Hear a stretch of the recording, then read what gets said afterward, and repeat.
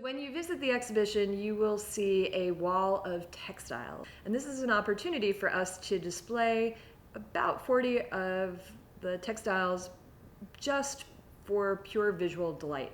The textiles are incredible. We want people to look very closely at the colors and the patterns, the shading, the abstraction and the naturalism that they can see in the designs on the textiles.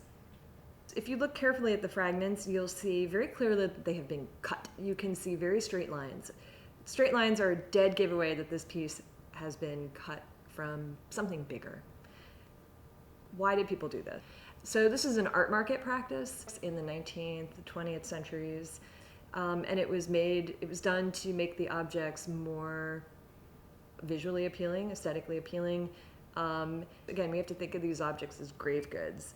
You have a complete tunic, it's been buried with a body, and the dealers who cut up the pieces wanted to preserve the most aesthetically pleasing, beautiful parts. So what it tells us is that in the 19th and 20th centuries, people weren't so concerned about the function of the pieces. They were much more interested in the imagery on the pieces, the ornamental motifs on the pieces, which are very abstract, very colorful, and appealed to a 20th century aesthetic.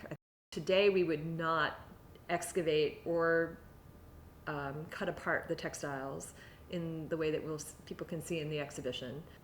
Archaeologists today are very sensitive to the context of the objects they're excavating. And they do this because they want to preserve as much information as they can about original context, or at least burial context, right?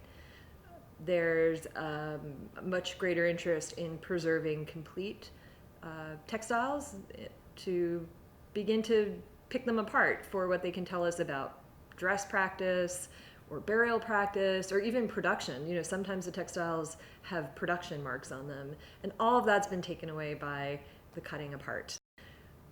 In the late 19th and early 20th centuries, that wasn't really a concern. And today we grapple with that because if we want to think about the textiles as having function in their original context, we have to do a lot of work to overcome what the dealers did.